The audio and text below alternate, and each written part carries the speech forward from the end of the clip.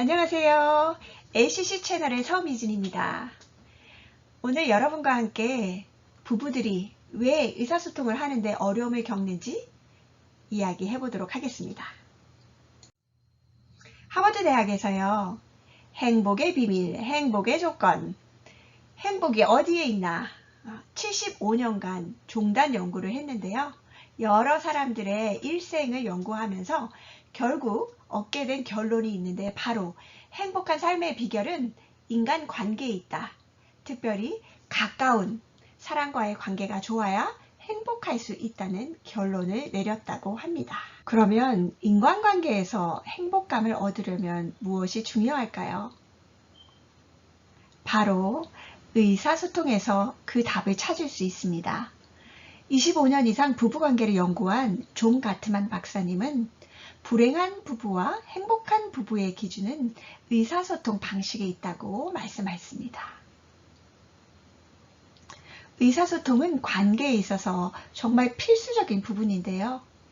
제가 20년 가까이 상담을 하면서 관계가 나쁜 부부 중에 의사소통이 잘 되는 부부는 한 커플도 못 봤습니다. 의사소통은 관계를 시작하면서부터 그 관계가 발전되고 행복해지는 데 있어서 핵심적인 부분이라고 볼 수 있겠습니다.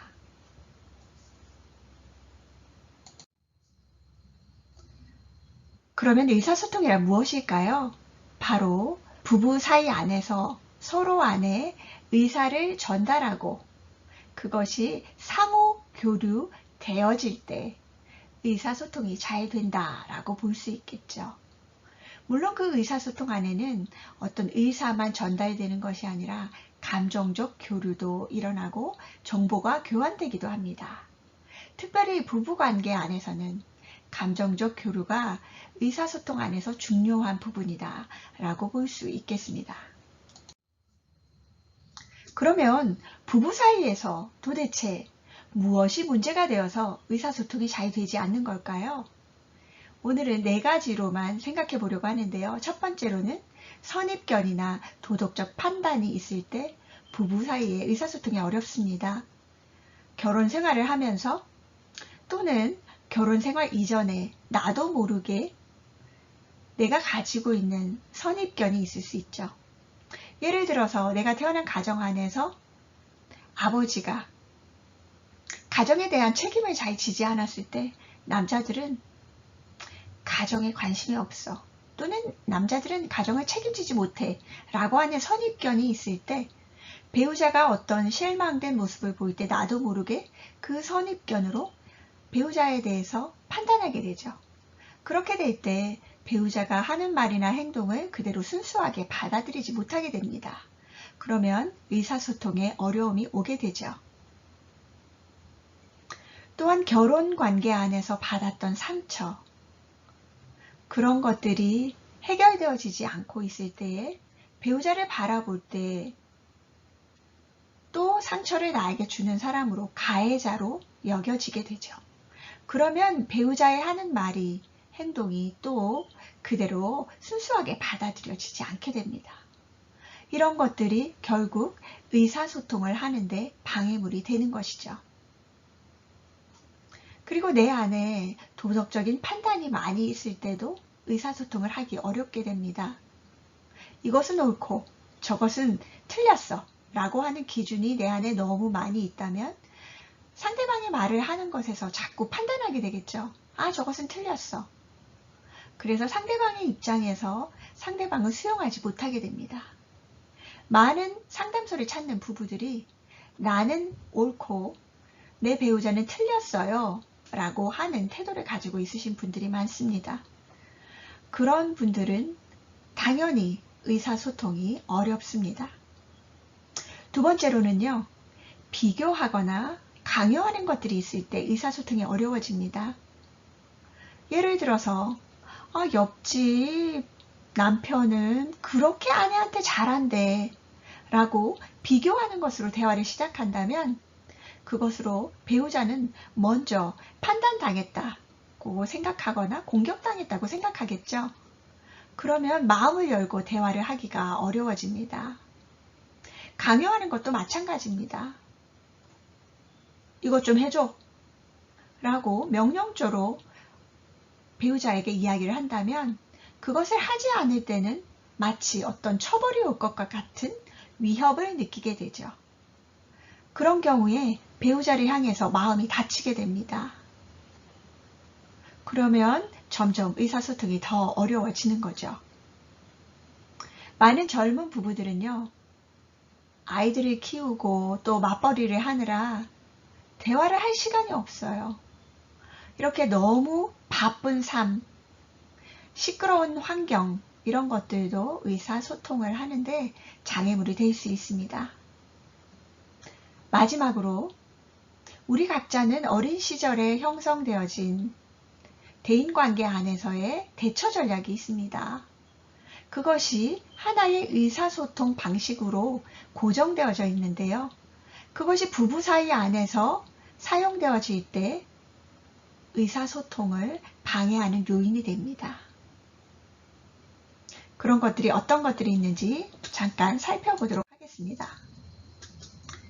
가족치료사로 많은 사람들을 회복시켰던 유명한 여성 버지니아 사티어가 있는데요.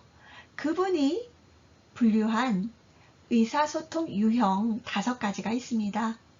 여러분, 그것을 통해서 나는 어디에 속하나, 내 배우자와 함께 의사소통할 때 어떤 유형을 사용하는지 한번 살펴보시면 좋겠습니다. 첫 번째는 회유형이 있습니다. 이 의사소통 유형은요, 버지니아 사티어가 3가지 기준을 가지고 만든 거예요. 하나는 뭐냐면 자신을 얼마만큼 의사소통하는데 고려하느냐. 두 번째는 타인을 얼마만큼 의사소통할 때 또 고려할 수 있느냐. 그리고 또 3번째는 바로 맥락입니다. 상황이죠. 우리가 어떤 의사소통을 할 때에 그 의사소통을 하는 어떤 환경이라고 하는 것이 있는데 그 환경을 얼마만큼 성숙하게 잘 고려하는가 하는 측면을 가지고 의사소통 유형을 배려한 것입니다. 자, 회유형은요, 의사소통을 하는 데 있어서 마음으로 상대방에 대해서 동의하지 않거나 좋아하지 않으면서도 상대방의 비위를 맞춰서 의사소통하는 유형을 말합니다. 이런 유형의 사람들은요, 자기 자신을 별로 존중하지 않고요, 타인이나 환경을 더 많이 중요시 여기는 사람들입니다. 이런 사람들은 타인에게 늘 의사결정을 하도록 결정권을 맡겨버리죠. 그리고는 나중에 속으로는 별로 만족해하지 않습니다. 이런 사람들은 조금 더 자기 주장이 필요하겠죠. 그리고 두 번째 유형은요, 비난형인데요. 이 비난형은 자기를 많이 중요시 여기면서 동시에 타인이나 상황은 별로 고려하지 않는 유형입니다. 이런 비난형 유형은요, 좀 강한 외형적인 모습을 가지고 있으면서 화를 조금 잘 내고요, 공격적이며 또 감정을 쉽게 폭발하는 그런 사람들에게 많이 나타나는 형태입니다. 항상 의사소통하는 데 있어서 좀 명령조로 하거나 훈계형이거나 아니면 또 상대방을 이겨서 상대방으로 하여금 좀 열등감을 느끼게 해서 자신이 원하는 대로 상황을 끌고 가는 형들이 바로 비난형입니다.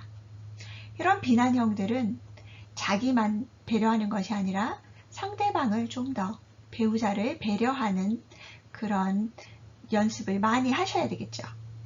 세 번째로 초이성형이 있습니다. 이 초이성형은요, 자신이나 타인은 별로 배려하지 않으면서 상황을 중요시 여기는 사람들입니다.